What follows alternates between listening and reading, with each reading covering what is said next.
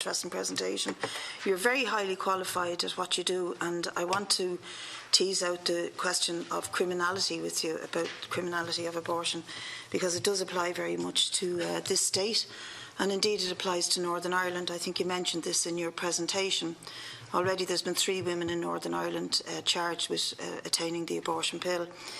It's interesting, first of all, to see that the figures that you give for the reduction in the number of women seeking abortions in the UK is probably as a consequence of the availability of the abortion pill.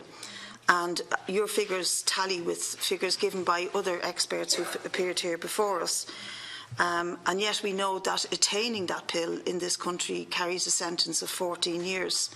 And likewise, attaining it in the north carries a sentence. But it would seem to fit with the testimony that we have from the Irish Family Planning Association and others, that one of the main reasons women seek abortion can be a socio-economic reason, and therefore they risk losing their liberty in this state because of the socio-economic circumstances, because even travelling to Britain can be out of their reach financially, or indeed out of their reach if they're refugees or asylum seekers in this country. Exactly. So what I really want to ask you about is the question of having a medical as against a surgical abortion. Is it your opinion, and could you just state clearly to us, is this a much safer, much less risky option for a woman, both to her health, to her mental health, and indeed, as we can see, to her liberty in the case of Ireland, that if she can have a medical abortion in this country, she'd be much better off than having to go to Britain for a surgical one, because as you have shown us, having to go to Britain means that the abortion takes place later. So I'd just like you to reiterate that, or to explain what you think of that. And would you agree that it's preferable, safer, cheaper, in all which way, for a medical abortion to be available to women? And I also would like you to comment on you stated in your presentation that Canada and parts of Australia have opted for decriminalisation. Now, obviously, your abortion laws are nearly as old as myself, and we're delighted we have them, because we wouldn't have access to abortion otherwise in this country. But are they a bit outdated insofar as that they do criminalise a woman still? And I didn't realise there was a life sentence attached to an illegal abortion in Britain. But that's more or less the same here in the north, and indeed in other countries. And can you give us some insight into why Canada and Australia opted for decriminalisation? Because if we get to the point where we have to, and hopefully we will, where we have to frame legislation and regulation around abortion in this country, that would be a good insight for us to have.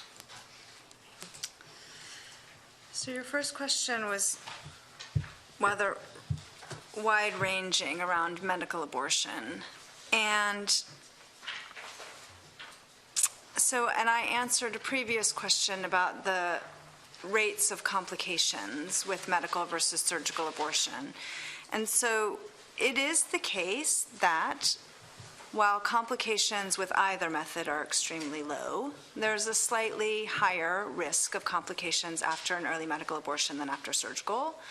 But the risk profile is different. So the sorts of complications that you see after early medical abortion are relatively minor and can often be resolved with relatively minor interventions. So for example, you might use another dose of medications to remove any extra tissue that has not been passed.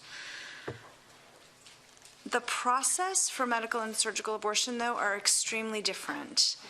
And I think it's very important that women have access to both because they are so different. Women often prefer medical abortion because it's private.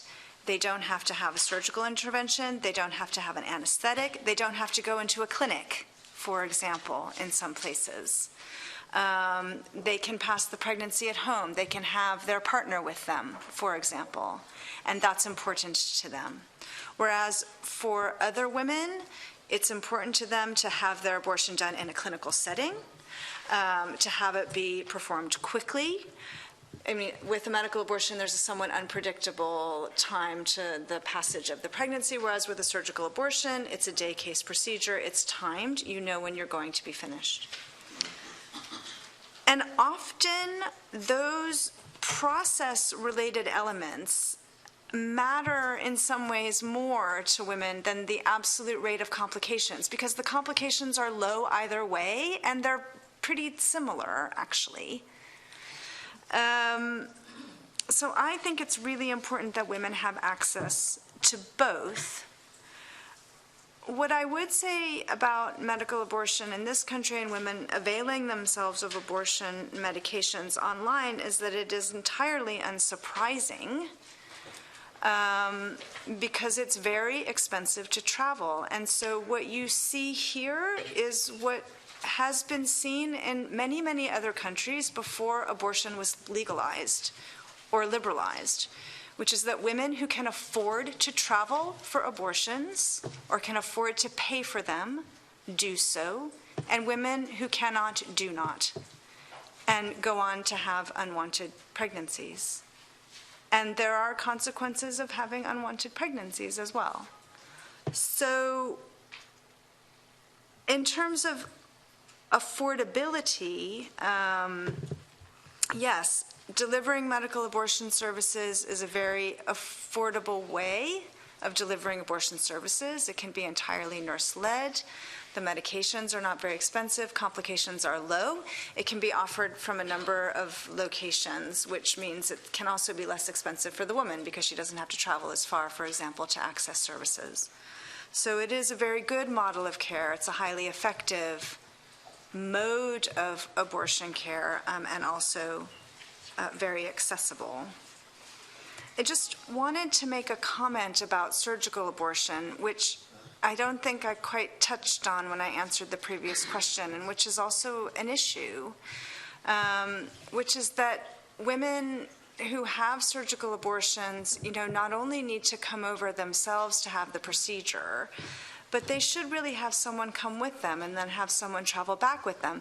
So if they've had a general anesthetic or some sort of sedation, for example, they should really have somebody coming with them and taking care of them afterwards, which only but adds to the cost.